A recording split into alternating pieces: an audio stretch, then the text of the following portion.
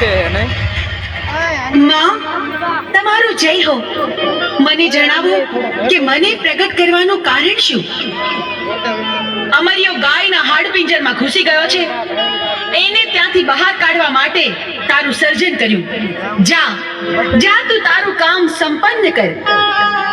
ભલે માં, જીવી આજ્ઞા. મને ગાયના કરતામાંથી બહાર કાઢનાર તું કોણ? માડી, અમરિયો રાક્ષસ મને પૂછે છે કે મારું નામ શું છે. મારે શું જવાબ આપવો એને માં? તને અમે અમારા અંગના મેલમાંથી બનાવી એટલે તારું નામ મેલડી. તું માં મેલડીના નામથી જગતમાં પ્રસિદ્ધ થઈશ. ભલે માં, જીવી આજ્ઞા. હું મેલડી હમણાં અમરિયાને ગાયના કરકામાંથી બહાર કાઢું છું.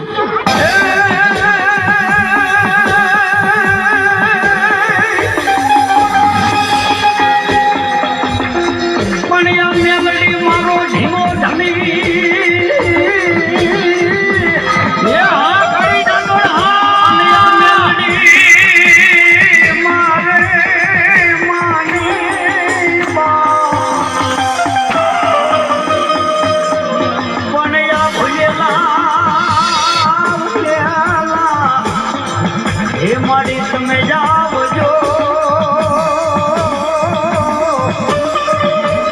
હરે મારી મેલડી માનો વર્તા. અમરિયા રાક્ષસ, જોયું તું ભાગી ભાગીને કેટલું ભાગ્યો, પણ મારાથી બચવું તારા માટે અસંભવ છે. હું ચોટીલાની ચામુંડ તારો કાળ બનીને આવી છું. મૃત્યુને ભેટવા તૈયાર થઈ જા. મારી સાથે યુદ્ધ કર.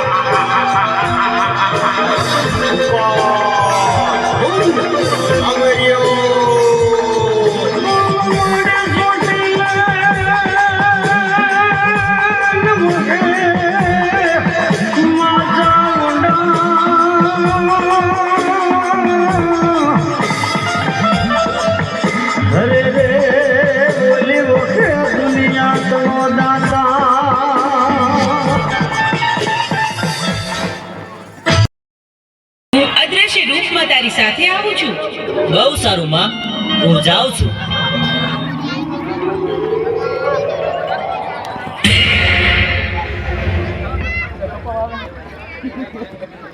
હા, બહુ સારું.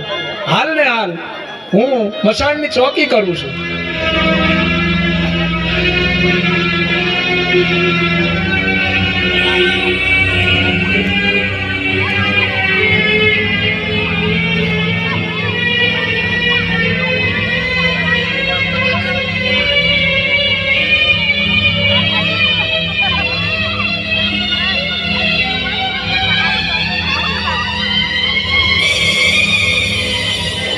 મસાણમાં એક જીવતું માંસ આવ્યું છે, તો ચાલો ઉડણકીને જઈને ખબર આપો કે માયાવી શક્તિથી એને ઘોળવી અને નુરિયા પાસે લઈ જાય.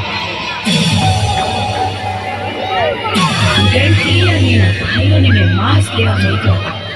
હજુ કેમ ન આવ્યો? લાવ, નુરિયા વડે તપાસ કરું.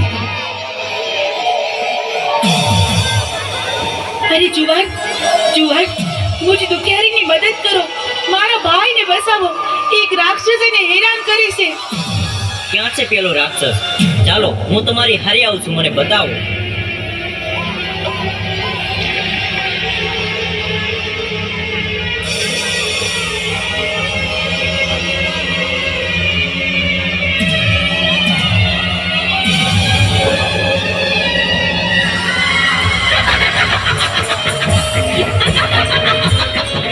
ઈ તો તને છેતરવા માટે મેં કીધું હતું. મારે તો તારું તાજું માંસ જોઈ છે. હવે તું જો મારું સાચું રૂપ.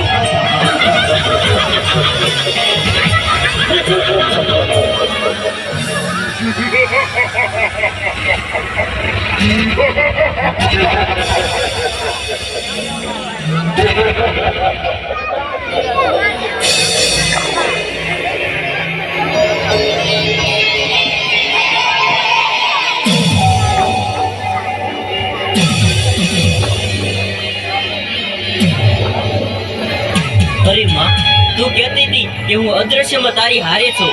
અરે માં, મને મોતના મુખમાંથી બચાય, ન કે આ રાક્ષસો મને મારી નાખશે. માં,